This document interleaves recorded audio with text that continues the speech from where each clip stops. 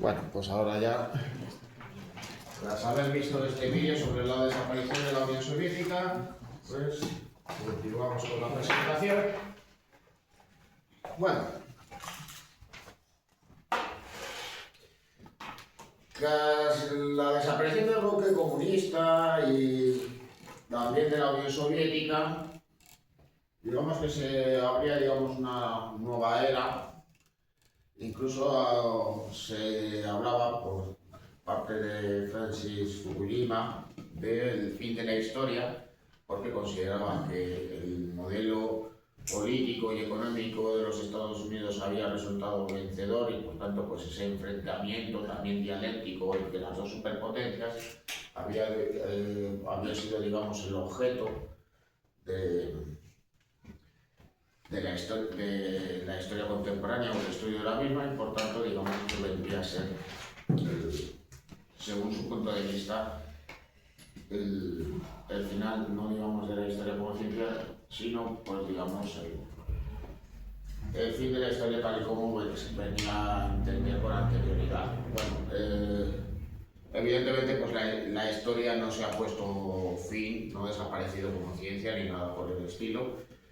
Y luego, pues la idea que tenía Fukuyama en su momento, pues digamos que no ha venido a ser, digamos, exactamente así tal y como defendía. Él consideraba que ese modelo basado en una economía de mercado y en la existencia de una democracia liberal con estados dotados de una constitución, pues si bien en lo primero ha estado en lo cierto, digamos que es el sistema económico imperante en la actualidad, en lo segundo, digamos que se ha equivocado, y además también con respecto al propio papel de Estados Unidos en el mundo. ¿Por qué? Bueno, pues porque hay que señalar una cosa tan simple como el hecho de que, aunque solamente existe una superpotencia, lo cierto es que sí que hay una nueva potencia emergente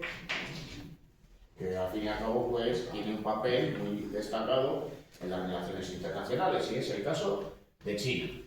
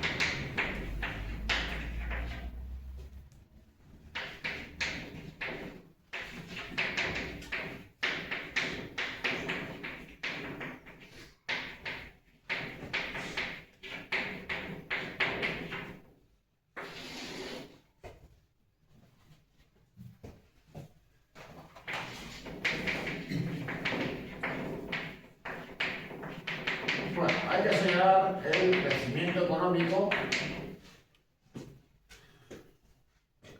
acelerado que ha tenido el país desde la década de 1980 en adelante,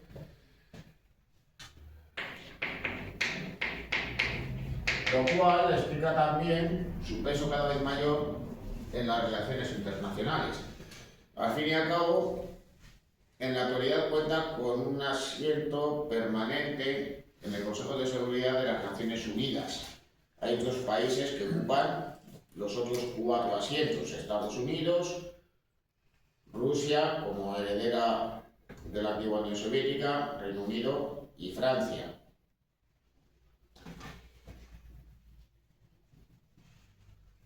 ¿Qué sucedía con anterioridad? Bueno, pues el asiento era ocupado por China Taipei, lo que viene a ser Taiwán, pero claro, el peso que tiene la República Popular China es muchísimo mayor que la de su vecino, lo que vino a ser, digamos, el reducto de la denominada como China nacionalista tras la guerra civil.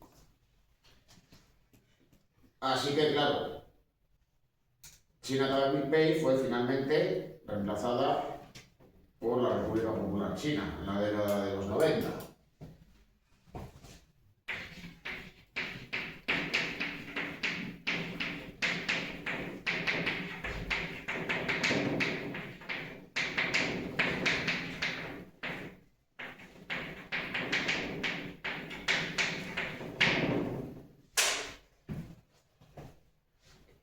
Bueno, de todas maneras, pues para poder hablar del peso actual que tiene el país en las relaciones internacionales y en el conjunto de la economía global, pues primero hay que hablar de este señor, Mao Zedong o Mao Zedong, que si bien no convirtió a su país en una potencia económica, tampoco digamos estratégica a nivel global o diplomática, no digamos ya militar, pues sí que hay que señalar que su papel hizo entrar al país en la edad contemporánea. Hasta ese momento, pues China había sido pues, un país anclado en sus tradiciones y si bien pues su cultura, su tecnología, incluso su economía en épocas del pasado pues era mucho más floreciente que lo que se vivía en la Europa de la Edad Media, pues a inicios del siglo XX la situación era muy distinta. En China gobernaba un emperador autocrático con tradiciones milenarias y una economía atrasada con respecto a otros países, incluido también su vecino Japón. Pero claro, también en China estaban presentes las diferentes potencias de la época. Así que, digamos, las nuevas ideas y las nuevas costumbres acabaron llegando. Bueno, la situación pues acabó provocando que tuviera lugar pues, una revolución y que cayese el último emperador de China. A inicios del siglo XX, tras haber tenido lugar la rebelión de los Boers, de los Boxers,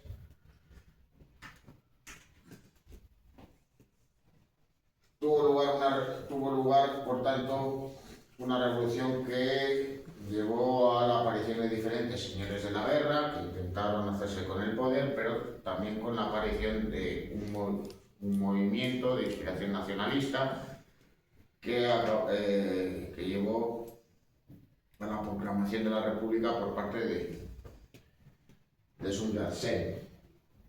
Bueno, el nuevo régimen de todas maneras era un régimen débil e inestable y que tenía que rivalizar además pues no solo con la presencia de potencias extranjeras en su suelo, sino también con la influencia creciente de los comunistas chinos, siguiendo pues, el ejemplo que había tenido lugar en la Unión Soviética con la revolución de 1917. Bueno, por ello va a tener un papel, digamos, fundamental en la década de 1920 Mao Zedong como líder del Partido Comunista Chino. Mao se va a enfrentar a los nacionalistas chinos, dirigidos, una vez fallecido Sun Yat-sen, por su cuñado Chiang Kai-shek. Bueno, se va a desarrollar una guerra civil en China en la década de 1930 y aunque la propaganda del partido, sobre todo en los años posteriores, pues hacía señalar el liderazgo de Mao, lo cierto es que el Partido Comunista Chino antes de 1937 estaba en una posición débil con respecto a los nacionalistas de Chiang Kai-shek que estaban en el poder. La situación cambia en 1937.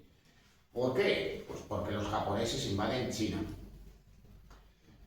La guerra civil queda aparcada y nacionalistas y comunistas se enfrentarán a los invasores y a los colaboracionistas que había en su momento. Bueno, la guerra chino-japonesa concluye en 1945 con la derrota de Japón, y entonces nuevamente los nacionalistas y los comunistas se van a enfrentar. Pero en ese momento, digamos, la situación había cambiado a favor de Mao. En 1949 se proclamará la República Popular China y Mao se convertirá en su máximo dirigente. Bueno, a partir de ese momento, ¿qué es lo que tendrá lugar? Pues por un lado, Mao intentará conservar y también reforzar su poder, y por otro lado también transformar al país.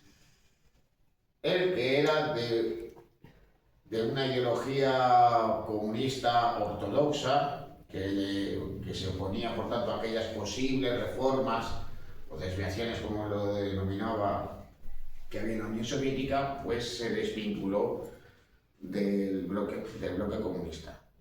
Pero por otro lado también pretendía convertir a su país, pues, en una potencia económica, transformando también las estructuras agrarias, tratando de reforzar la industria. Bien, todo esto, ¿cómo se llevó a cabo?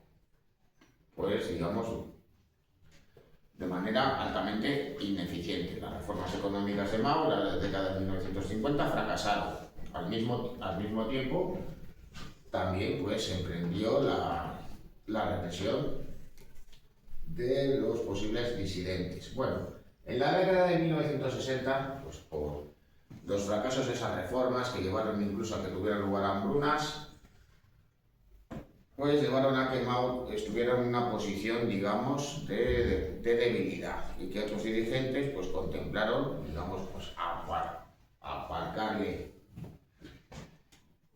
del poder, y por otro lado llevar a cabo algunas posibles reformas de carácter más o menos liberalizador. Pero Mao reaccionó impulsando la denominada Revolución Cultural, iniciada en 1966 y concluida formalmente en 1969, aunque digamos que no se pudo dar definitivamente por finiquitada hasta el fallecimiento de Mao en 1976. Bueno, vamos a ver cómo tuvo lugar este acontecimiento.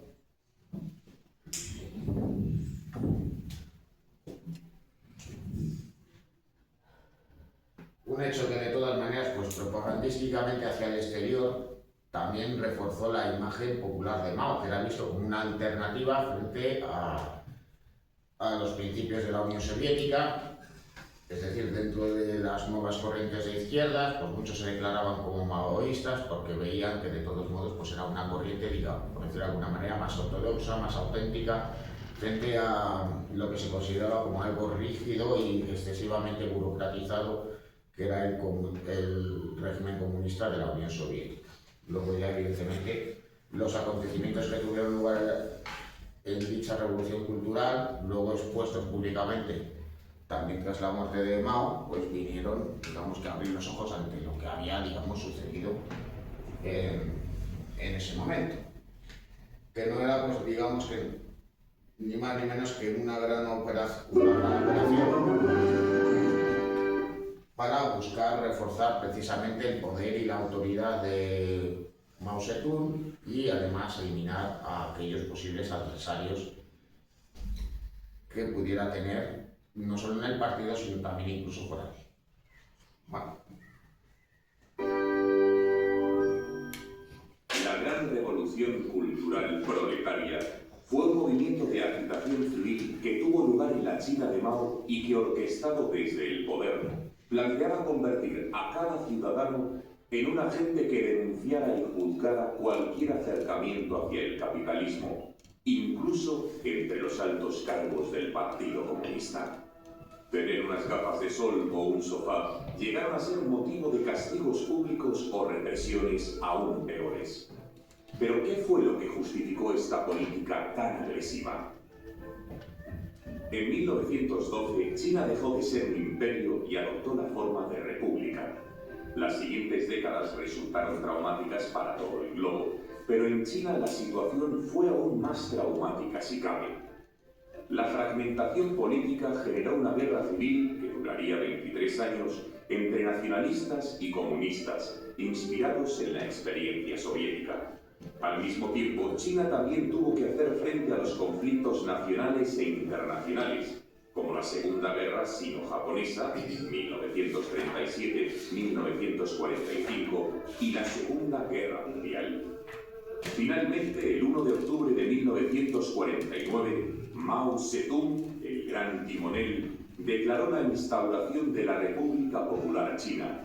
Su doctrina, inspirada en el marxismo-leninismo, pasaría a ser la única permitida. No obstante, Mao aún no tenía el control total de la situación. Por un lado, se involucró en la guerra en Corea que dio fruto a los dos estados actuales. Tampoco tenía bajo su poder la totalidad del territorio, con los nacionalistas en Taiwán y los conflictos del Tíbet. A esto se sumaban tensiones constantes con la URSS, que a punto estuvieron de derivar en una guerra, azuzadas por las diferentes interpretaciones que hacían sus líderes sobre el comunismo. Y lo más importante, al líder chino le asustaba cualquier tipo de oposición dentro de su propio partido, habiendo observado las derivas revisionistas de la URSS. Así pues, Mao planteó una serie de campañas que reforzaran su poder y sirviesen de propaganda. Ejemplo de ello fue la llamada campaña de las 100 flores, 1956-1957. Con ella se promovió la libre expresión de las críticas contra el régimen, pero esta fue seguida por la campaña antiderechistas, 1957-1959, donde entre 500.000 y 2 millones de ingenieros, jueces e intelectuales críticos fueron juzgados o ejecutados. Bueno, daros cuenta de qué es lo que vino a suceder en la década de los 50. Ya digamos, pues estabilizado el régimen y habiendo roto Mao con Nikita Khrushchev, y eso suponía, pues, entre otras cosas, que los asesores e ingenieros soviéticos que hubieran podido, pues, colaborar con las nuevas autoridades chinas, pues volvieron a su lugar de origen. Bueno, ante esa posible disidencia que él pensaba que podía tener ante él, pues idea un plan de lo, digamos, de lo más maquiavélico. Idea la campaña de las 100 flores en 1956 para que se expusieran aquellas posibles críticas hacia el régimen. Y claro, pues que se denunciaba, pues falta de democracia, censura, ausencia de libertad y de iniciativa empresarial, etc. Expropiaciones forzosas llevadas a cabo por la fuerza, etcétera, etcétera. Claro, una vez recogido todo esto, pues literalmente la gente lo que había hecho había sido delatarse a sí misma, con lo cual, pues claro, pues todos aquellos que habían emprendido críticas de todo tipo en relación a la economía, la política, la cultura, etcétera, etcétera, pues se vieron con las autoridades de frente, fueron juzgados, muchos acabaron en la cárcel, otros incluso muertos. A todo ello, pues también tuvo lugar una serie de reformas económicas fracasadas que vamos a ver ahora. Me cuenta que había una relación tormentosa que tenía que dar allí para intentar zanjar el tema. Que Urdaneta era un depredador, entendemos, sexual. El gran salto adelante, 1958-1962, fue sin lugar a dudas la más ambiciosa de estas campañas. Fue diseñado para que la industria y la agricultura de China superaran al resto de países del mundo, siendo el ejemplo a seguir para el resto de estados comunistas, relegando a la Unión Soviética. Supuso un experimento social sin precedentes. Millones de personas fueron forzosamente relocalizadas, organizando todo aspecto de su vida para mejorar la productividad. Los individuos se transformaron en meras partes de un único mecanismo, el Estado. Sin embargo, los problemas no tardaron en aparecer. Fueron años de malas cosechas y se comenzaron a falsear los datos. Para tratar de remediarlo, se sucedieron multitud de decisiones arbitrarias y sin base científica, como demoler las casas para hacer abono, separar a los individuos de cada familia, fundir las herramientas para lograr los cubos de acero. El más conocido de los despropósitos fue la orden del exterminio de gorriones, a los que se les culpaba de comerse el grano. 1.000 millones de gorriones muertos dieron lugar a sucesivas plagas de insectos que sí devoraron los cultivos. La consecuencia directa fue la gran hambruna china. Entre 15 y 55 millones de personas fallecieron, siendo esta una de las mayores catástrofes de la historia generadas por el hombre. Mao, a pesar de sus poderes extraordinarios, fue relevado por el Politburó, nombrando a Liu Shaoqi como presidente de la República. También... Bueno, el gran salto adelante, pues lo que pretendía era convertir a China en una gran potencia industrial, pues transformando las bases de la economía que existía hasta ese momento y que se fundamentaban pues, sobre todo en las actividades agrarias. Buscaba pues también aumentar precisamente esa productividad agropecuaria, pero las decisiones fueron erráticas en su momento, incongruentes, y no solo pues, no consiguieron pues, convertir al país en una potencia industrial, sino que además se sucedieron problemas de desabastecimiento en las ciudades, caída de la productividad y todo ello pues, asociado con epidemias y episodios de hambruna. Con lo cual, tras el fracaso del gran salto adelante, la posición de Mao Zedong estaba muy débil dentro del partido y por tanto pues, fue relegado de la mayor parte de sus cargos, manteniendo de todos modos pues, la presidencia dentro del partido, pero no sus funciones ejecutivas.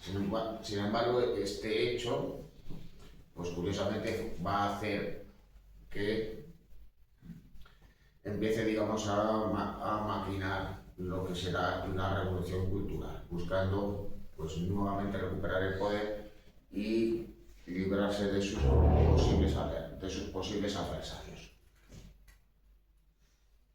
También se paralizaron reformas como la colectivización de la tierra. No obstante, Mao conservó su puesto como jefe del partido y el control del departamento de propaganda. A través del movimiento de educación socialista, 1963, Mao trató de reeducar a intelectuales y élites del partido. El resultado, al menos 77.000 muertos y más de 5 millones de purgados. Sin embargo, las continuas purgas no daban el fruto deseado, ya que siempre aparecían elementos disruptores. El mismo Mao replantearía su estrategia, diciendo que las propiedades y riquezas pueden ser confiscadas, pero no las ideas, declarando la batalla cultural. Según Mao, la cultura revolucionaria es una poderosa arma revolucionaria para las grandes masas del pueblo. Antes de que se produzca la revolución, prepara ideológicamente el terreno. También reforzó el culto a su figura. Lin Biao, ministro de Defensa, reunió en un libro citas de los discursos de Mao, aforismos que editó en formato de bolsillo, el conocido como Libro Rojo de Mao. Se entregó uno a cada ciudadano para su consulta frecuente, convirtiéndose en el segundo libro más impreso de la historia. Mediante otra campaña mediática, el líder, que ya contaba con más de 70 años, cruzó el río Amarillo a nado, como hiciera 10 años antes. En un gran movimiento propagandístico, se destacó que había recorrido los 15 kilómetros en poco más de una hora. En este contexto, se dio comienzo a la gran revolución cultural proletaria, 1966-1976. Sus objetivos eran purgar a altos cargos del partido por revisionistas y controlar los medios de comunicación y la cultura. Para alcanzar los objetivos, Mao debía reclutar un ejército que solo respondiese ante él y, por tanto, externo a su propio partido. Los elegidos fueron los estudiantes, que poco tenían que perder. Eran ajenos ya a las tradiciones y se habían formado según los preceptos del maoísmo. Estos se autodenominaron Guardias Rojos. La mayoría de sus integrantes eran alumnos de secundaria, procedentes de entornos urbanos e identificados simplemente por un brazalete rojo y el libro de Mao, listos para demostrar que estaban más comprometidos con la causa que el resto de sus compañeros. Mao les dio instrucciones para bombardear el cuartel general del partido y finalmente prendió la mecha de la revolución en el Agosto Rojo de 1966. A partir de una obra de teatro crítica, alumnos de la Universidad de Pekín interrogaron a sus profesores y criticaron a varios altos cargos del partido. Para su sorpresa, Mao, en lugar de desautorizar a estos radicales, se puso del lado de los estudiantes, señalando que se sentían oprimidos por las ideas tradicionales, burguesas y capitalistas. Rebelarse está justificado pasó entonces a ser uno de sus lemas. Se dio rienda suelta al empleo de la violencia, prohibiendo a la policía y al ejército intervenir. Se suprimieron las clases y se les proporcionaron a los estudiantes todos los recursos necesarios para continuar su labor por toda China. Altos cargos del partido trataron de controlar a esos jóvenes a través de sus propios hijos o de comisiones, pero pocos pudieron eludir la inquisitiva vigilancia de la Guardia Roja. Hasta el presidente de la República, Liu Shaoqi, fue apalizado y encarcelado, muriendo finalmente al negársele sus medicinas. Deng Xiaoping, el otro miembro del Politburó que reemplazó a Mao, también fue encarcelado en varias ocasiones y reeducado en una fábrica de tractores. De manera simultánea, Lin Biao señaló en sus arengas a la Guardia Roja cuáles debían ser sus enemigos, las llamadas 4 cosas viejas: las viejas costumbres, la vieja cultura, los viejos hábitos y las viejas ideas. Bajo estas difusas definiciones, cualquier cosa relacionada con cultura, religión, tradiciones, educación, arte o familia debía de ser eliminada y sustituida por las ideas proporcionadas por Mao. Sirva como ejemplo la literatura previa a 1949, perseguida y destruida. Se trataba de borrar todo lo antiguo para establecer lo nuevo, asentar un nuevo sistema moral, establecer qué estaba bien y qué estaba mal. La batalla de Stalingrado ha comenzado en el Lister, el shooter online gratuito sobre la Segunda Guerra Mundial. Participa en la... La propia sociedad se polarizó. Los rojos maoístas se oponían a los negros, todos los demás. De hecho, también se señalaron los 9 ancianos fétidos, propietarios de tierras, campesinos ricos, contrarrevolucionarios, malas influencias, traidores, miembros del partido no maoístas, simpatizantes del capitalismo, intelectuales y derechistas. Como con las 4 cosas viejas, cualquiera podía ser identificado como tal por tener una barra de labios o llevar ropas tradicionales. La propia prensa gubernamental indicó las pautas a seguir. 1. Cambiar los nombres de calles, tiendas y nombres propios para hacerlos más revolucionarios. Incluso se intercambió el sentido del color rojo en los semáforos. 2. Manifestaciones con tambores, canciones y lemas.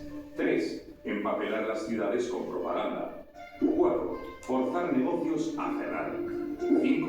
Nuevos estilos de vestir, hablar y peinarse. 6. Destruir obras de artes, archivos, bibliotecas y antigüedades. Los templos, iglesias, mezquitas y cementerios fueron destruidos por sus propios sacerdotes obligados a punta de pistola. En Shanghái se confiscaron 250.000 casas. 7.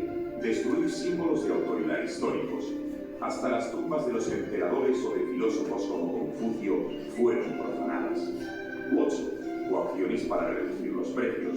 9. Cambios arbitrarios en las oficinas gubernamentales y en las normativas, bloqueando el gobierno y la economía.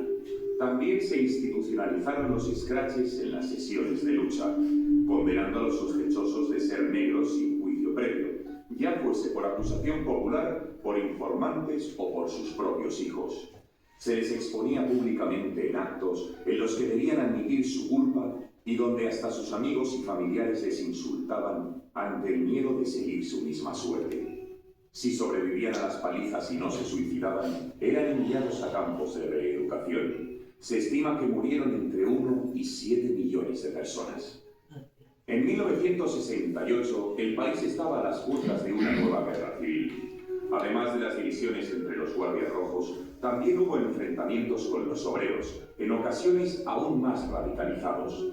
Así pues, Lin Biao, responsable de las purgas en el ejército, tuvo que intervenir con los militares cuando los guardias rojos se estaban haciendo con los arsenales.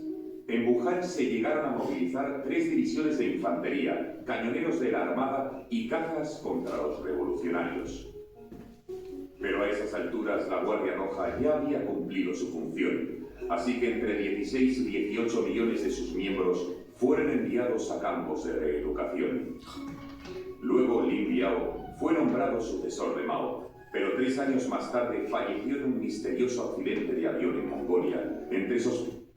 Bueno, pues debido pues a las acciones de propaganda, entre sectores muy destacados de la población, la figura de Mao resultó reforzada como garante de los valores revolucionarios frente a los dirigentes del partido, que eran vistos como contrarrevolucionarios.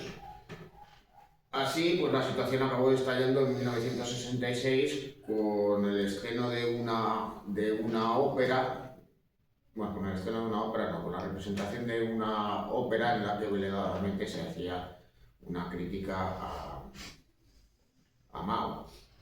Este hecho pues, fue tomado precisamente por los guardias rojos como un ataque a su persona, y empezó la movilización de las masas, siendo pues apoyada por el propio dirigente comunista.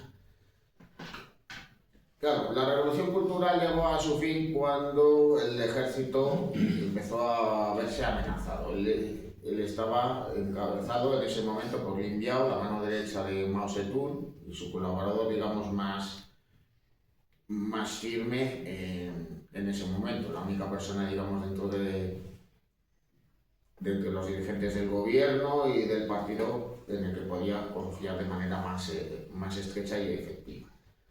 Así que claro, digamos, cuando ya se llega a una situación en la que todo ya se podía ir a Mao de las manos, pues entonces el ejército interviene y la revolución cultural lleva a su fin. Hasta ese momento, pues claro, habían tenido lugar escraches, denuncias públicas, arrestos de manera arbitraria, ejecuciones, todo dentro de un clima de enorme agitación por todo el país.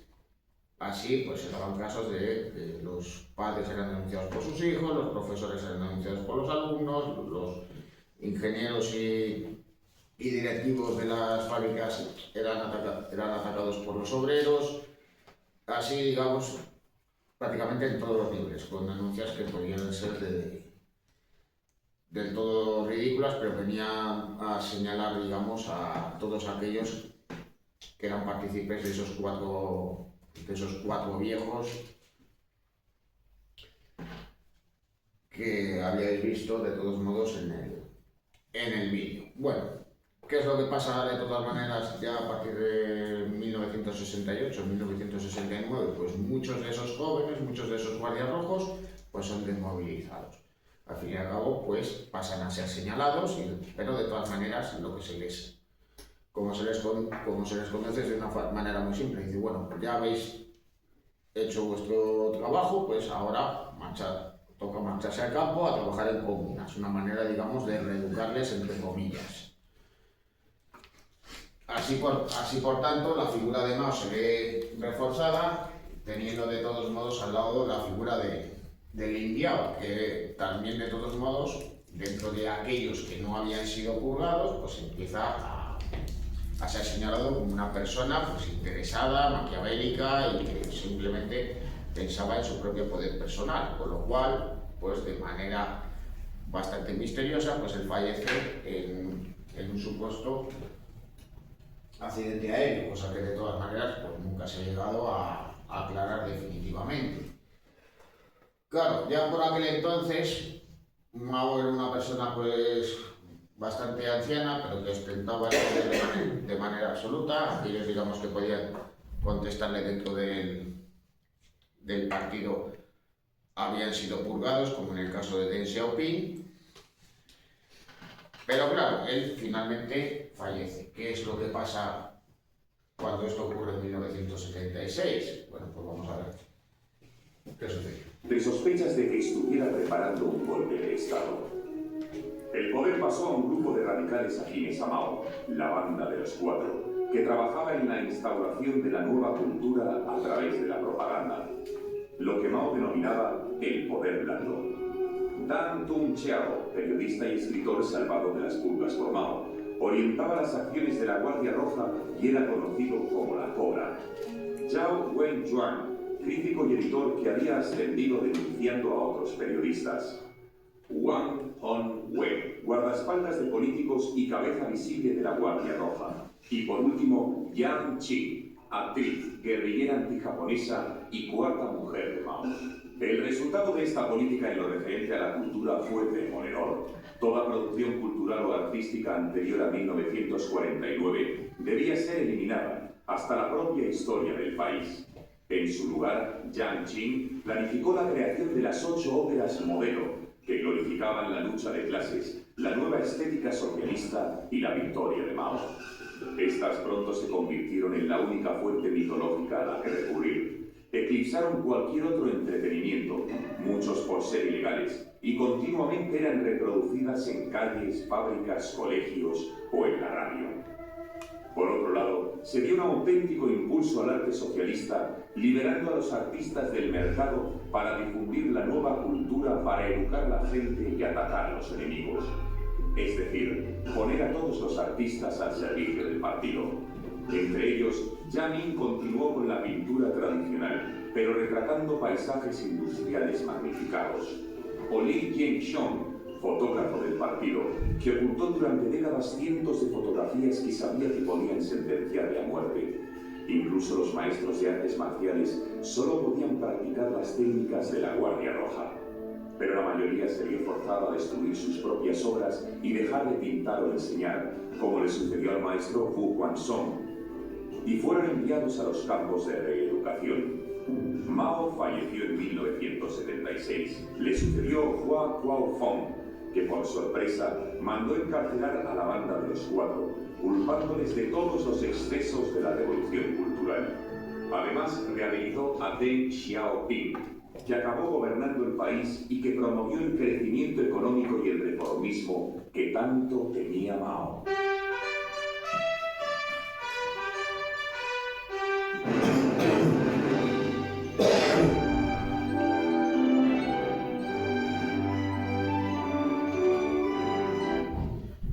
Bueno, pues tras la muerte de Mao Zedong, digamos que en el partido había dos visiones enfrentadas. Por un lado, aquellos partidarios de la ortodoxia y que habían tenido un papel clave dentro de la revolución cultural, y por otro lado, aquellos que defendían una visión reformista. Bueno, los primeros estaban encabezados por la denominada como Banda de los Cuatro, entre los cuales estaba la cuarta y última mujer de Mao. Y entre los reformistas destacaba Deng Xiaoping, que veis fotografiado ahí a la derecha. Él había sido purgado del partido en dos ocasiones, una en la década de 1950, otra durante la Revolución Cultural. Aún así había podido sobrevivir, y ya en la década de 1970, en los años finales de la dictadura de Mao Zedong, pues empieza a recuperar la relevancia en el partido que había tenido por anterioridad.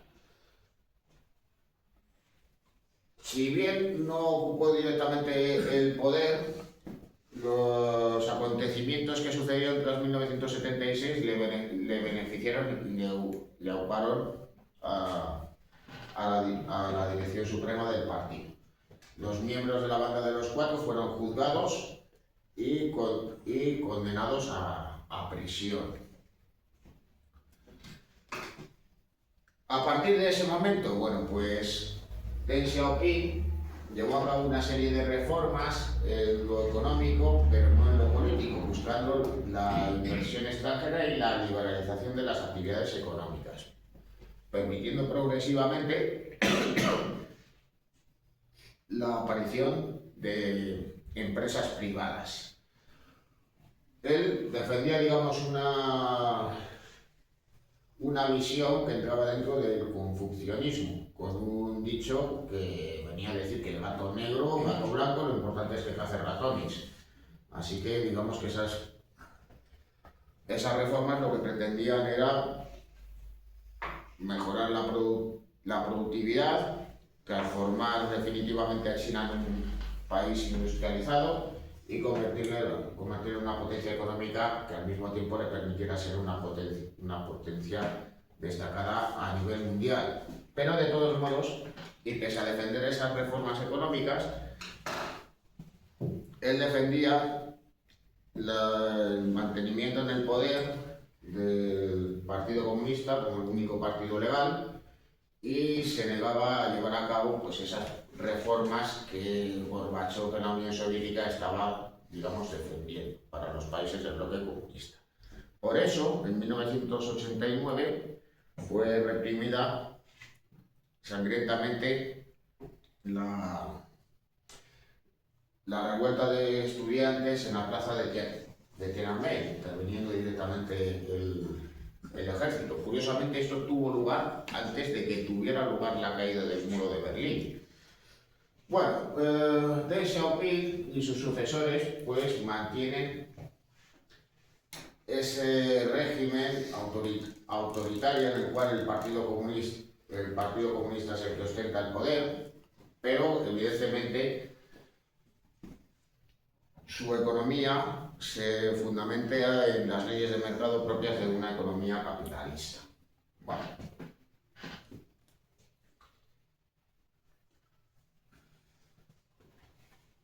Bueno, naturalmente que en la actualidad existen conflictos internacionales y los más destacados por su continuación en el tiempo han sido los que han tenido lugar en Oriente Próximo.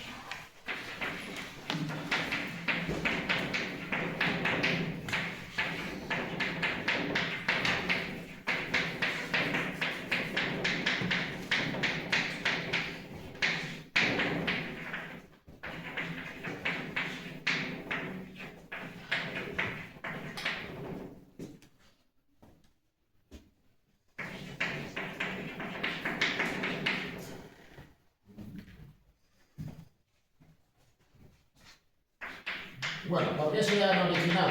Bueno, dejando al margen aquellos relacionados con Israel, hay que señalar que estos tienen lugar básicamente por tres cosas. En primer lugar, y esto guarda relación con lo que sucede en los países subdesarrollados y en vías de desarrollo, que fueron antiguas colonias europeas. Las consecuencias del colonialismo y de los procesos de descolonización pues han venido a lastrar, todavía habiendo pasado bastante tiempo, a dichos países.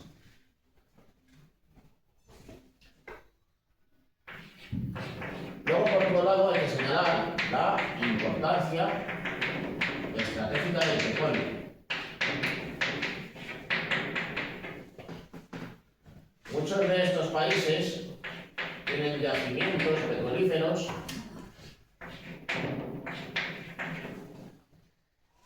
y esto ha convertido que esos conflictos internos o entre países de dicha área se han convertido en conflictos internacionales, con consecuencias también para terceros países ajenos a esta área tan confusa. Y en tercer lugar, hay que señalar el auge del islamismo.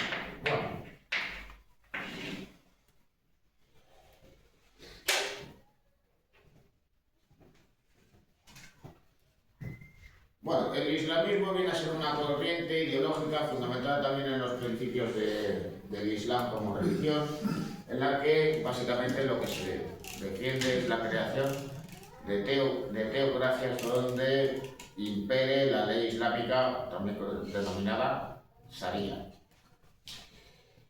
Es decir, una legislación que se fundamente en los principios recogidos por el Corán y la Sunna. Aunque de todos modos pues hay variaciones entre las diferentes concepciones del Islam y en estos países. Bueno, las principales diferencias que hay dentro del Islam residen entre el Islam chií y el Islam suní. Bueno, las diferencias que tienen entre ambos pues son menores que las que existen entre el cristianismo católico y el ortodoxo, por citaros un simple ejemplo. Entre otras diferencias, pues básicamente los chiíes no siguen la Suna, solamente tienen como libro el Corán, como texto sagrado. En el caso de los sunitas, al Corán le suman la Suna.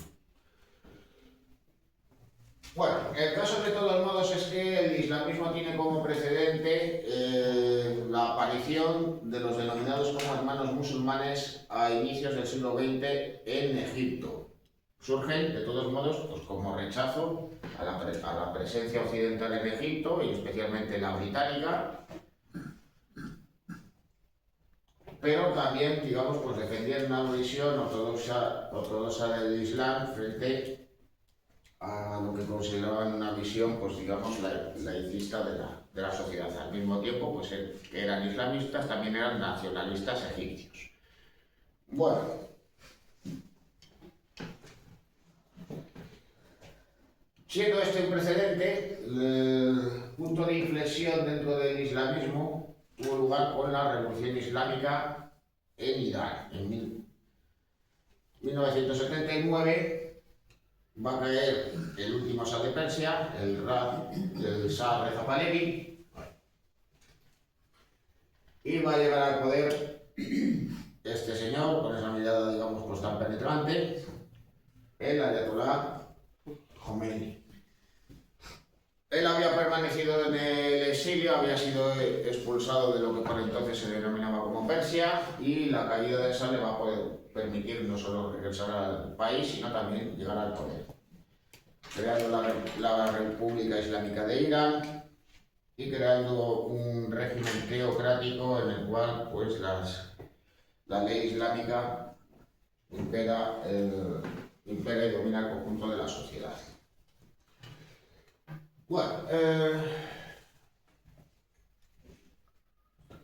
este hecho pues va a llevar a una guerra al año siguiente, en la cual pues el Irán de Khomeini se va a enfrentar a uno de sus enemigos, otro señor también muy conocido, también fallecido, que es Saddam Hussein, el dictador por aquel entonces del vecino Irak. Bueno, ¿por qué tuvo lugar esa guerra? La guerra entre Irán e Irak, entre 1980 y 1988. Bueno, pues porque Saddam Hussein pensaba que el régimen de los ayatolás era un régimen débil, que no contaba con los suficientes apoyos internos y que por tanto él se podía beneficiar. Podía atacar al país, alcanzar Teherán y al mismo tiempo apoderarse de los principales yacimientos petrolíferos iraníes que se localizaban en el Golfo Pérsico. Bueno, Saddam Hussein se equivocó. Los iraníes se enfrentaron a la invasión y lograron rechazarla, e incluso pasaron a la contraofensiva, ocupando territorios en Irak.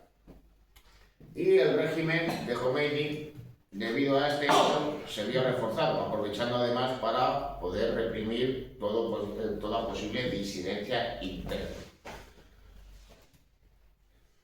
Bueno, la guerra pues devino en un enfrentamiento largo durante 8 años, que al final acabó en un alto el fuego y que derivó pues finalmente en la conclusión de la misma, con el agotamiento de ambos bandos, llegándose por tanto al restablecimiento de las fronteras anteriores a 1980.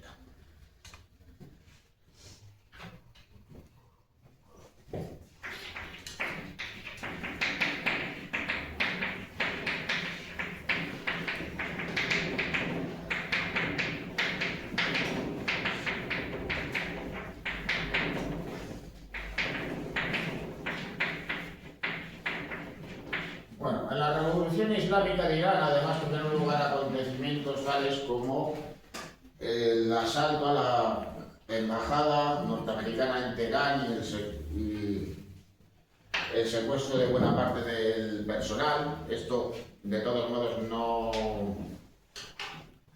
no es que fuese la única causa que provocase la no reelección del presidente Carter y la llegada al poder de Ronald Reagan, pero evidentemente eso fue un elemento de desprestigio de su presidencia, visto pues además pues como un país, digamos, débil y poco resuelto, que no defendía a sus ciudadanos en el exterior. Al fin y al cabo, pues la guerra de Vietnam había concluido no hacía mucho tiempo atrás.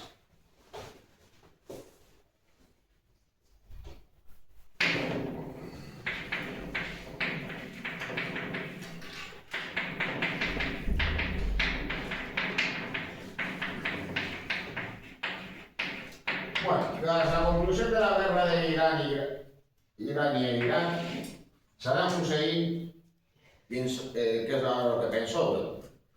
¿Que era mejor no meterse en ninguna otra guerra? Claro, que va.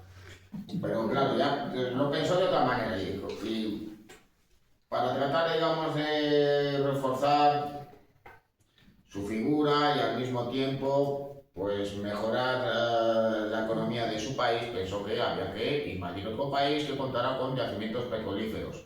Y claro, ya pensó en un país pues, más pequeño, con menos habitantes, con un ejército muchísimo menor, que era Kuwait.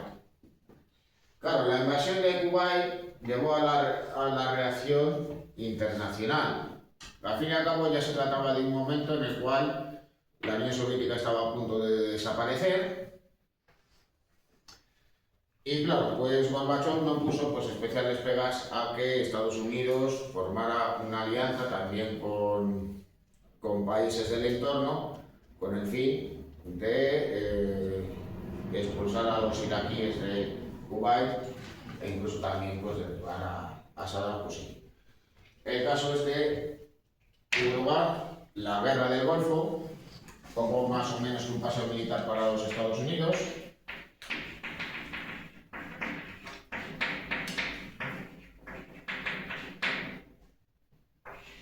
Pero al no tener, digamos, un especial interés en que la guerra se alargase, y mucho menos por parte de sus aliados,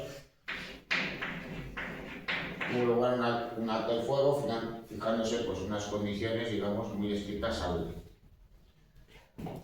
al régimen de Saddam Hussein, entre las cuales pues, estaba la limitación de su ejército y la eliminación de su armamento de destrucción masiva. Entre otras cosas, pues contaba con armas químicas que había utilizado durante la guerra de Irán e Irak.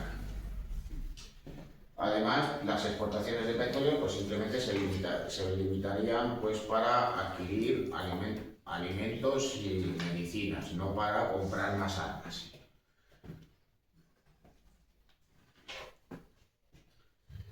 Bueno, la guerra del Golfo, han puesto aquí la guerra de Kuwait, yo no sé por qué, quedó, digamos, un tanto inconclusa, porque al fin y al cabo Saddam Hussein seguía en el poder y los yacimientos petrolíferos de Irak, en un contexto de crecimiento de precios, pues estaban fuera del mercado.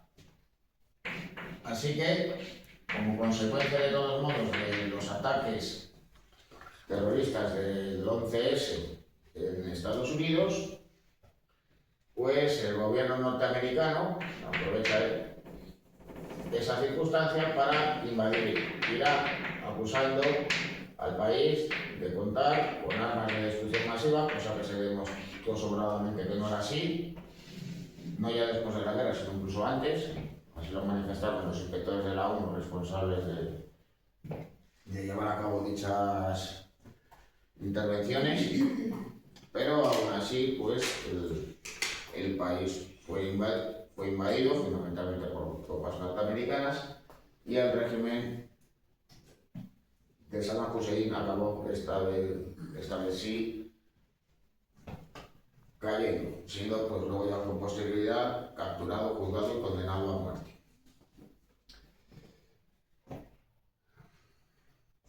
La guerra de Irak pues, llevó también a una mayor inestabilidad en la zona. Los norteamericanos y sus aliados estuvieron presentes en suelo iraquí durante varios años, pero no lograron, digamos, estabilizar la región, que todavía se vio aún más sacudida por conflictos.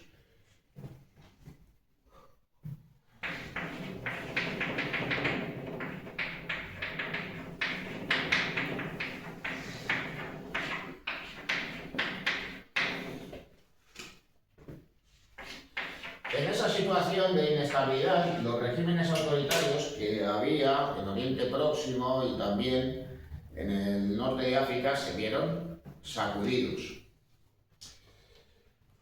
Con lo cual tuvo lugar la denominada como Primavera Árabe, en la cual... A ver, ¿qué pasa? Se ha quedado colgado esto.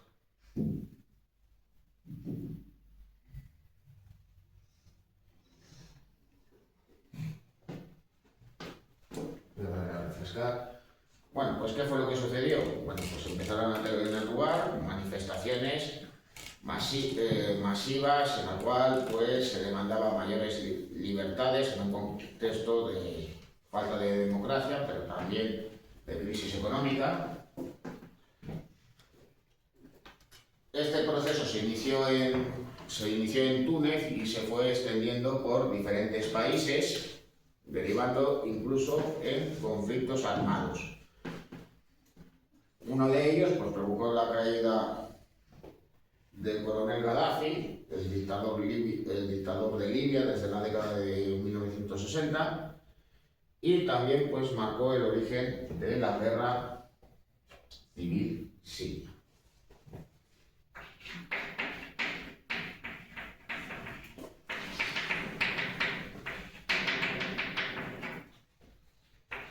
Bueno, ante las protestas de la población, ¿qué era lo que sucedió en estos países? Pues, o bien, estos acabaron claudicando y renunciando al poder al no gozar de suficientes apoyos internos, como vino a suceder en Túnez, como vino a suceder también en Egipto, pero en otros casos optaron por la violencia. Y claro, pues estas manifestaciones en Siria vinieron a tener lugar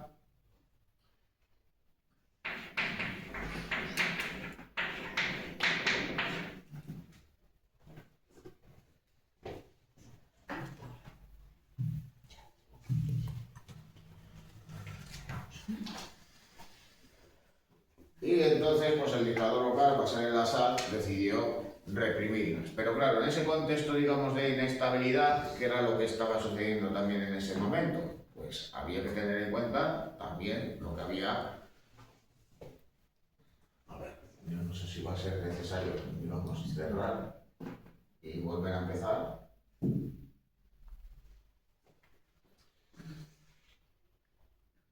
Bueno, ante la aparición de todos modos del terrorismo islámico internacional, pues en suelo sirio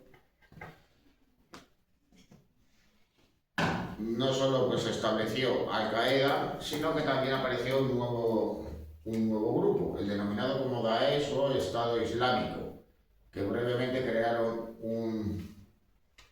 un Estado teocrático con una visión aún más radicalizada del Islam y también con unos actos aún si cabe más violentos, creando pues un estado propio entre Siria e Irak. La guerra civil siria pues ha llevado, entre otras cosas, a la caída del dictador Bashar al-Assad a finales del año pasado y de todas maneras pues aún así en la actualidad todavía no ha concluido. Bueno, al fin y al cabo, pues bandos que estuvieron presentes en la guerra y que habían participado, digamos, en la caída del dictador, pues actualmente están enfrentados. Fundamentalmente, pues los islamistas apoyados por Turquía, quienes fueron los que se apoderaron de Damasco, y por otro lado los kurdos sirios del noreste del país apoyados en parte por Estados Unidos.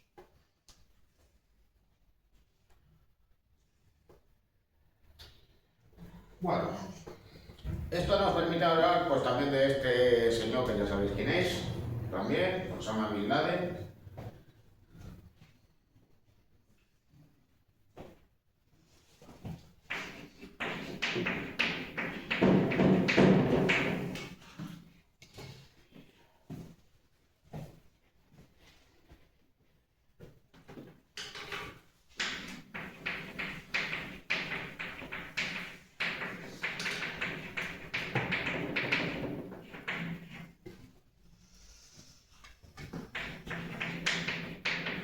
Bueno, la creación del régimen de los talibanes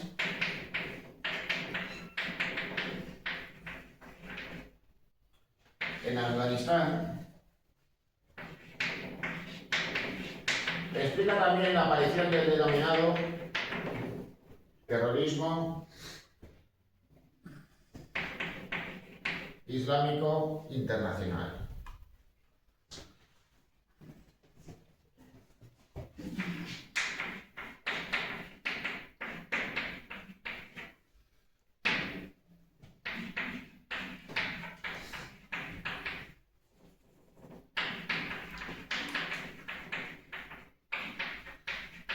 Bueno, ¿por qué surgió el régimen de los talibanes? Bueno, a la invasión soviética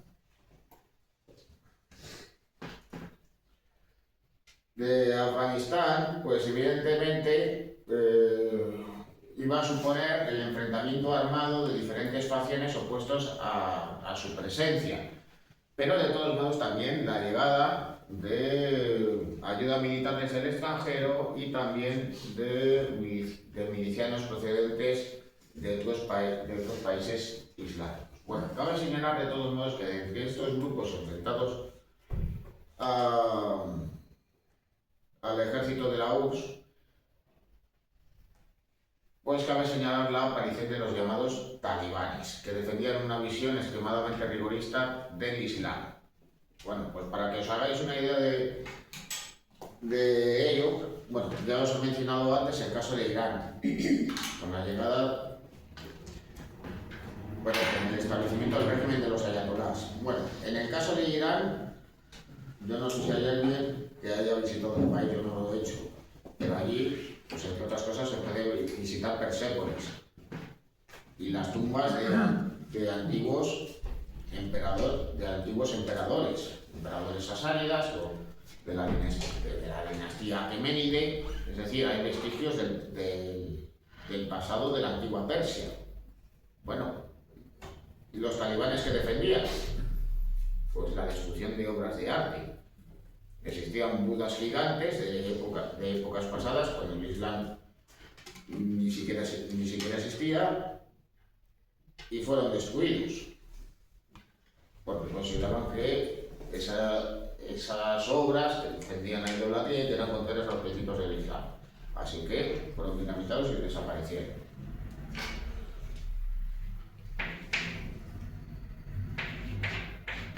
Bueno, pues los talibanes, de todas maneras, tras la marcha del ejército soviético, pues fueron uno de los grupos que trataron de disputarse el poder en Afganistán. Finalmente se hicieron con el control de Kabul en 1996, estableciendo un régimen que, entre otras cosas, protegía a un grupo terrorista denominado como Al-Qaeda.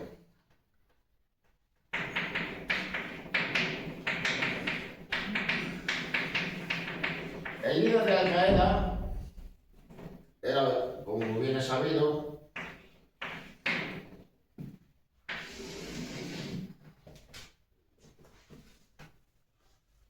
era Osama Bin Laden, el cual pues formaba parte de, bueno, él era de origen saudí, era hijo de un empresario y bueno, pues su familia era bastante acaudalada, aunque no formaba parte de esos círculos del poder integrados por príncipes, jeques y demás. El caso es que cuando tiene lugar la invasión de Afganistán, pues él decide participar como voluntario, pese a los problemas de salud que había venido arrastrando desde su juventud. Bueno, esto va a hacer que él, digamos, inicialmente, pues alterne pues, su presencia en Afganistán con su vida en Arabia Saudí, y su vida va a dar, de todos modos, pues un giro a partir de 1990. Cuando tuvo lugar la invasión de Kuwait, él se ofreció al rey de Arabia Saudí para que sus milicianos participaran en la reconquista del país. Sin embargo, pues el rey saudita, creo que el rey Fahd por aquel entonces, pues literalmente le despachó. Prefería confiar más en los norteamericanos que en alguien que era visto por él como una suerte de aventurero. Esto le enfureció más que notablemente, y no solo pues se enemistó con las autoridades saudíes, sino también con los Estados Unidos. Bueno, inicialmente Bin Laden estuvo presente en Sudán. Allí lo que existía era una dictadura militar apoyada por los clérigos musulmanes. Sin embargo, pues por las presiones de Estados Unidos se vio obligado a marcharse y se estableció en Afganistán gracias al establecimiento, a la llegada al poder de los talibanes. Allí ya, digamos, empieza a maquinar su gran golpe atacando a los Estados Unidos. Tras un atentado previo en el World Trade Center en el año 2001, Al Qaeda va a llevar a cabo los atentados del 11, derribando las Torres Gemelas y atacando el Pentágono con un cuarto avión que no cumplió, digamos, su objetivo. En principio iba a haberse estrellado contra el Capitolio o la Casa Blanca. El caso es que este hecho va a impulsar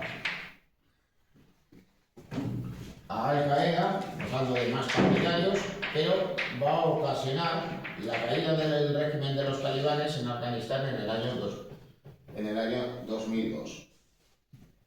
Aunque de todas maneras los talibanes recuperarían el poder en el año 2021. Con la salida de los norteamericanos del país y de las fuerzas internacionales, pues el débil régimen que se había establecido hasta ese momento en Kabul, pues acabó sucumbiendo ante el empuje de los talibanes.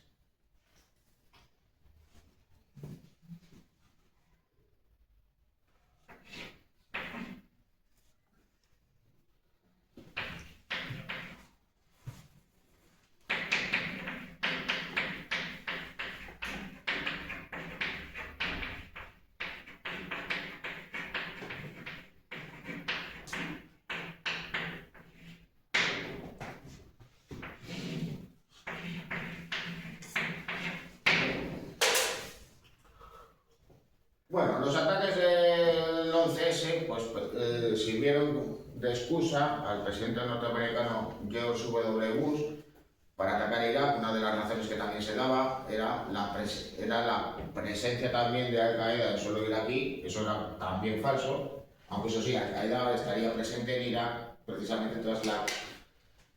tras la invasión del país, en ese caos en el que estuvo sumido el país tras la invasión y durante la ocupación. A todo ello había que sumar el peso del Daesh.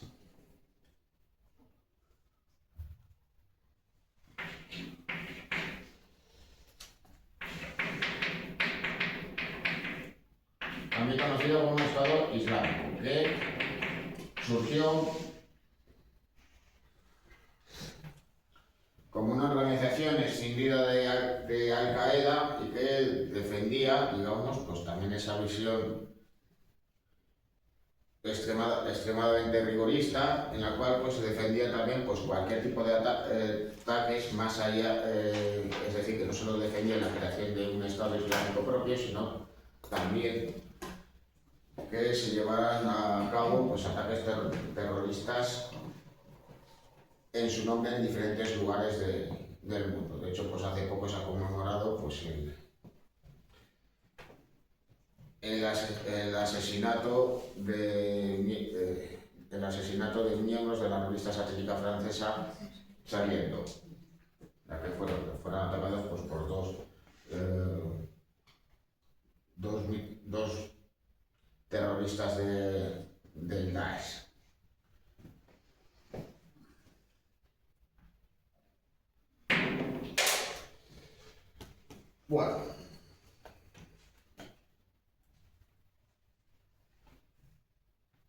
Bueno, sin lugar a la duda, pues el conflicto más largo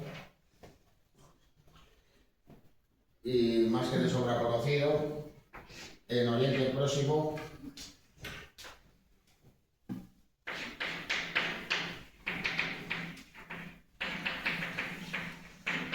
es el conflicto árabe-israelí.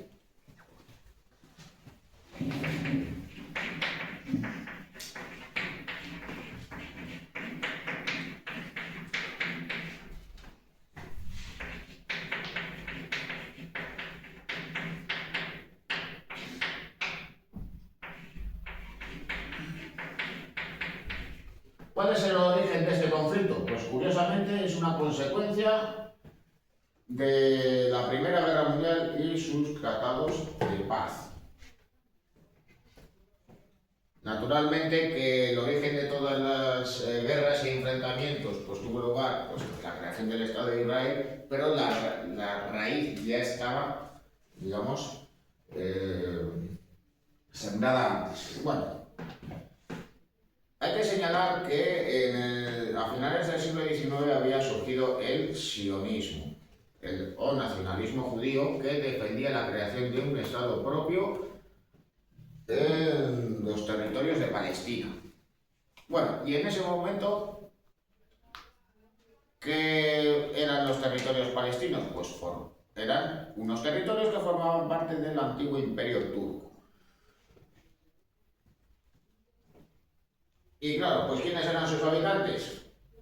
Pues árabes de religión musulmana, aunque de todas maneras, pues allí también pues, vivían miembros de otras comunidades religiosas, incluidos también judíos, pero también había que señalar la existencia de comunidades cristianas, incluso pues, aquellas que se habían ido asentando, muy especialmente en Jerusalén, en dicha época, en buena medida también pues, por el interés de las potencias europeas de aquel entonces.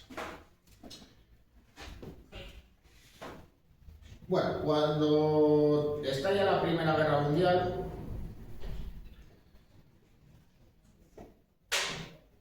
¿qué es lo que va a hacer el Imperio Británico? Bueno, pues por un lado va a alentar la creación de un Estado árabe propio en Oriente Próximo, con el fin de que estos se sublevasen contra los turcos. Ahí en la memoria pues queda, digamos, la figura pues, casi mítica de Ilones de Arabia, el cual pues no solo formó parte de la rebelión, sino que incluso la encabezó. Pero por otro lado, los británicos también defendían la creación de un Estado judío en Palestina, con el fin de que los sionistas defendieran la causa de los aliados durante la guerra.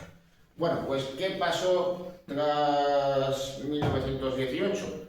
Bueno, pues que los británicos traicionaron tanto a unos como a otros. Es decir, no se creó un único gran Estado árabe, ni tampoco se creó un Estado israelí. En un contexto en el cual pues, los israelíes de otros lugares del mundo empezaron a emigrar a tierras palestinas, pues empezaron los enfrentamientos, porque los británicos habían establecido un mandato en dicha área, digamos todo esto, un mandato de la antigua Sociedad de Naciones, es decir, que literalmente habían convertido los territorios palestinos en una colonia más de su imperio. Claro, la situación cambió tras 1945, tras la Segunda Guerra Mundial, digamos, el contexto internacional pues era más proclive a la creación de un Estado israelí en Palestina, al igual que lo tenían los árabes. Finalmente, y no sin resistencia por parte de los británicos, en 1948 la Asamblea General de la ONU proclama el Estado de Israel. Pero curiosamente los árabes o palestinos, habría que decir, no contaron con un Estado propio. Se crea una partición en la cual se delimitaban los territorios bajo control de Israel y el resto convirtiéndose Jerusalén en una ciudad internacionalista, es decir, que estaría bajo administración de las Naciones Unidas y no pertenecería ni a unos ni a otros. Bueno, ¿qué pasa en 1948? Pues inmediatamente estalla una guerra entre los israelíes por un lado y los palestinos apoyados por Egipto, Jordania, Siria e Irak. Bueno, los israelíes por aquel entonces no eran la potencia militar de la zona que son en la actualidad, pero consiguen vencer en la guerra. Porque de todas maneras, aunque su ejército era bastante bisoño, los ejércitos árabes adversarios a su causa pues mostraron ser bastante inoperantes. Así que eso pues permitió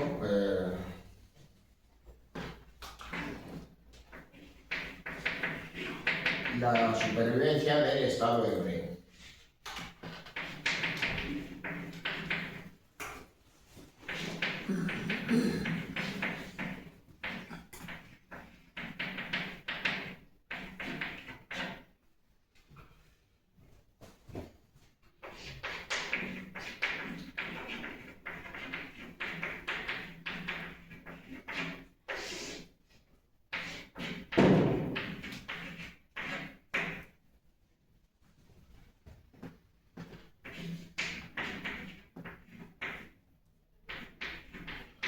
Bueno, ¿qué pasó después de esa primera guerra?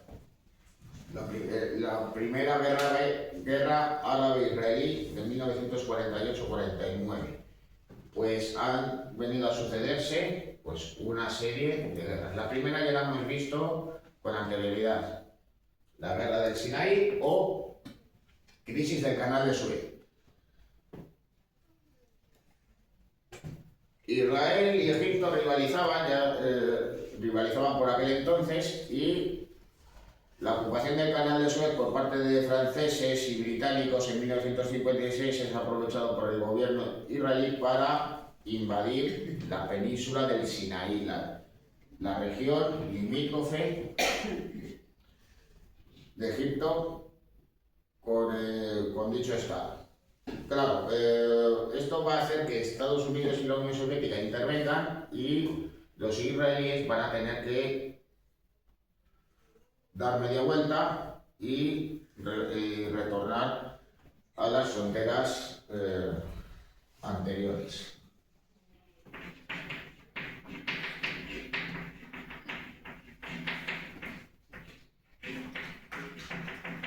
Bueno, el conflicto seguía existiendo pese a esa resolución y en 1967 va a tener lugar quizá la guerra más conocida pese a su brevedad, la guerra de los 6 días, llamada así porque literalmente duró ese tiempo. ¿Qué fue lo que sucedió? Bueno, pues el gobierno de Israel por aquel entonces temía que una alianza entre Jordania, Siria y Egipto atacaran nuevamente su país. Así que preveyendo pues, un posible ataque por parte de Egipto, pues decidió que primero habría que atacar Siria país aliado suyo, y para curarse en salud, pues también atacó a Jordania, país también aliado de la causa de Nasser, que por aquel entonces gobernaba Egipto.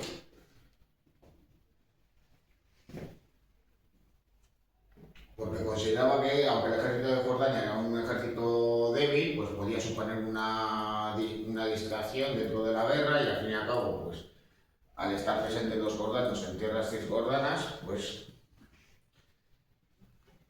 preveyendo pues un ataque por parte de un país, Israel acabó atacando también a otros dos.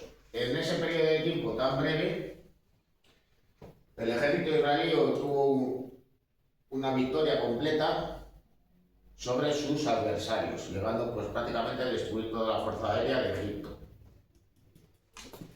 Aviones, equipamientos modernos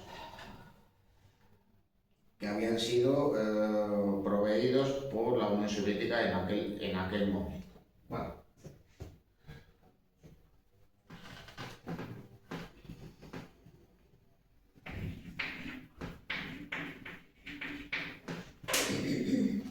Pese a la derrota, pues Egipto no se resignó a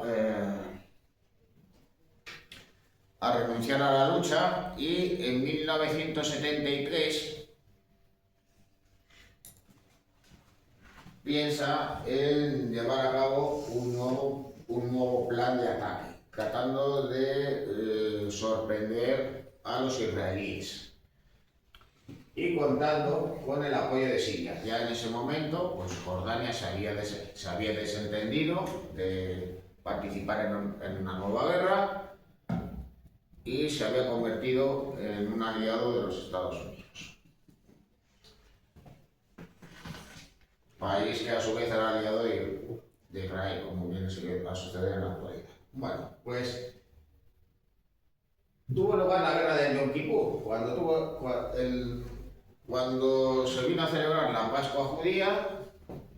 El ejército de Egipto cruza el canal de Suez, ya que en ese momento la península del Sinaí estaba ocupada por el ejército israelí, y el ejército sirio ataca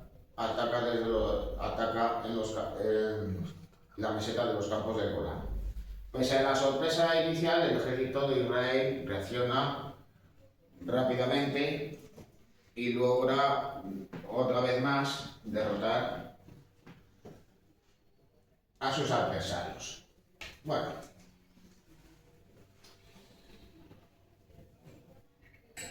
la guerra va a tener como consecuencia que Egipto pues finalmente acabe tirando la toalla. Ya en ese momento Nasser no ocupaba el poder, y por tanto pues va a buscar entenderse con Estados Unidos y con Israel para alcanzar la paz, al mismo tiempo que el territorio del Sinaí volviese a manos egipcias. Unos años más tarde pues tuvo lugar la firma de los acuerdos de Camp David en 1978, si no recuerdo mal. Egipto reconocía al Estado de Israel, y a cambio el Sinaí era reintegrado nuevamente en Egipto. Bueno, esto digamos que podía haber supuesto el establecimiento de relaciones diplomáticas entre los países árabes y el Estado de Israel, pero el conflicto continuó. Hay que tener en cuenta que tras la Guerra de los 6 días, Israel había ocupado la Franja de Gaza, que por aquel entonces estaba en manos de Egipto, y Cisjordania, que estaba en manos de Jordania en ese momento. Bueno, a todo ello había que sumar la ocupación de los Altos del Golán, ya en 1973.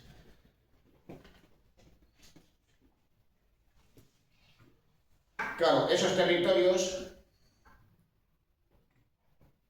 Tras la guerra de 1973 seguían bajo control israelí. Y a todo ello había que sumar un nuevo conflicto que había estallado en 1975, la guerra del Líbano. Bueno,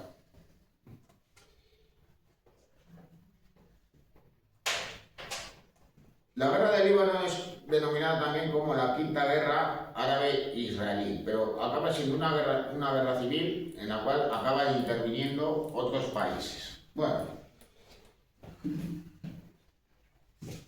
¿qué fue lo que sucedió? Bueno, pues Líbano había surgido como un nuevo estado tras la Segunda Guerra Mundial. Inicialmente formaba parte de Siria, pero tras la guerra, Siria, que era un mandato de la Sociedad de Naciones, administrado no por el Reino Unido, sino por Francia, pues se vio dividido en dos estados. Uno por un lado, propiamente Siria, y otro de menor extensión, el Líbano. ¿Por qué se decidió eso? Bueno, pues porque en el Líbano era donde vivía la mayor parte de la minoría cristiana que había en Siria. Pero de todos modos, el Líbano, además de cristianos, también viven musulmanes. Bueno, aparte de que dentro de los cristianos libios pues hay diferentes comunidades pertenecientes a las iglesias ortodoxas, pues dentro de la comunidad musulmana pues también hay diferentes grupos pertenecientes a las diferentes concepciones del Islam, incluidos también chiíes. Bueno, la situación acabó siendo muy tensa dentro del país y finalmente condujo al estallido de una guerra civil.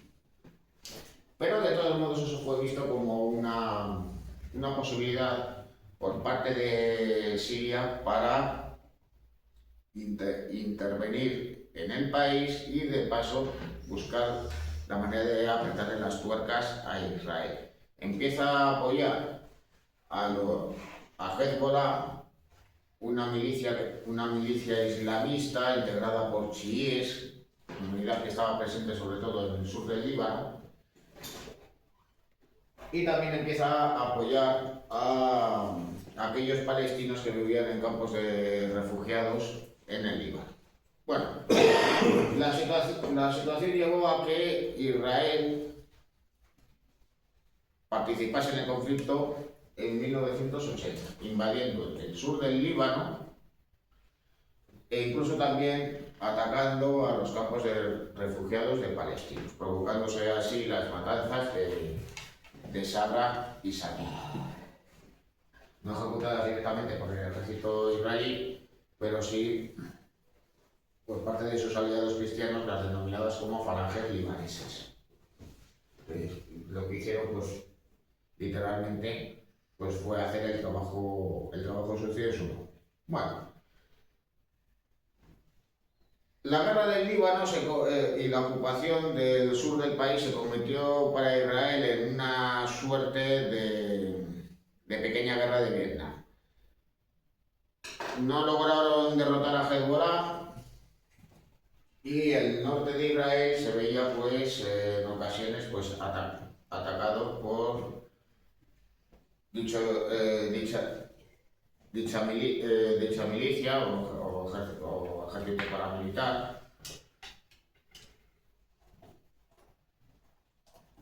Así que, de todos modos, pues aunque Israel estuvo presente en el sur del Líbano, incluso después de la conclusión de la guerra en 1990, pues la ocupación no concluiría hasta el año 2000. Bueno, pero es que el conflicto no es una simple sucesión de guerras, sino que también pues, hay que señalar los enfrentamientos y disputas civiles que han tenido lugar, pero también pues, algunos momentos digamos, de acercamiento que han posibilitado pues, algunos acuerdos internacionales. Bueno,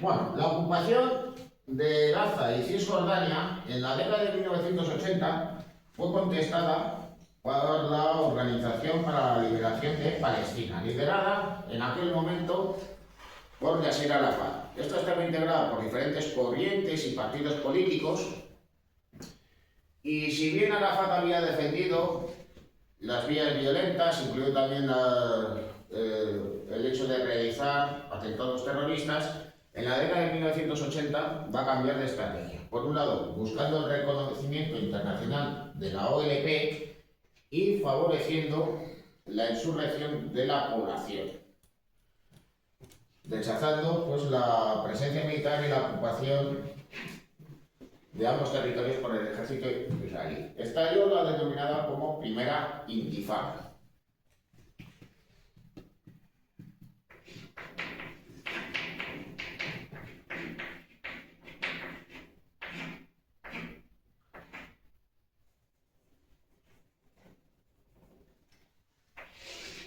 Claro, esto pues provocó, por un lado, el desprestigio del gobierno de Israel,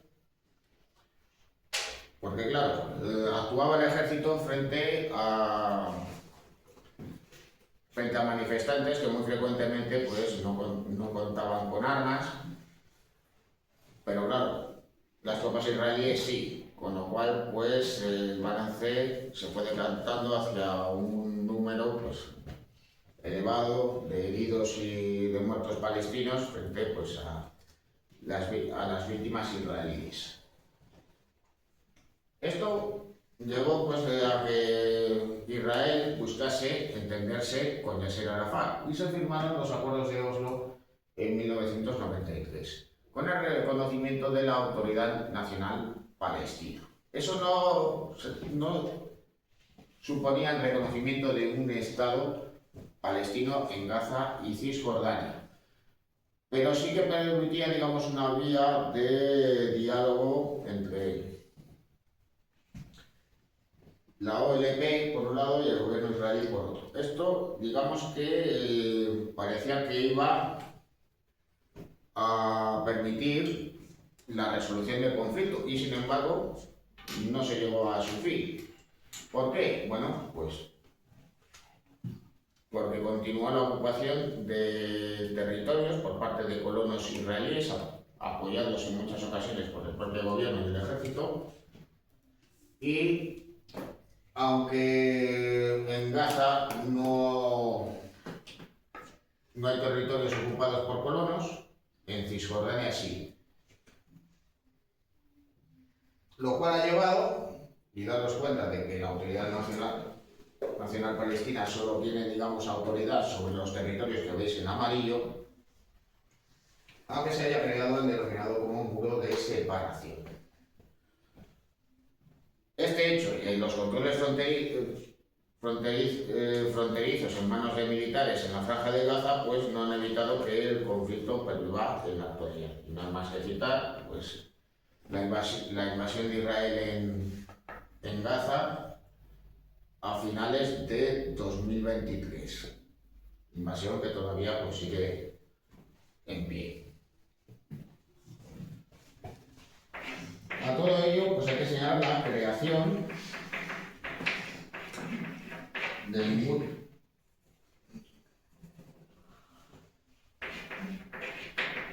denominado como muro de separación en Cisjordania, cuya imagen, pues evidentemente, pues nos recuerda pues, a tantos y tantos muros. Que cayese el muro de Berlín no quiere decir que no existan muros en otros lugares, y el más conocido, tristemente, de todos ellos es el muro de separación de Cisjordania.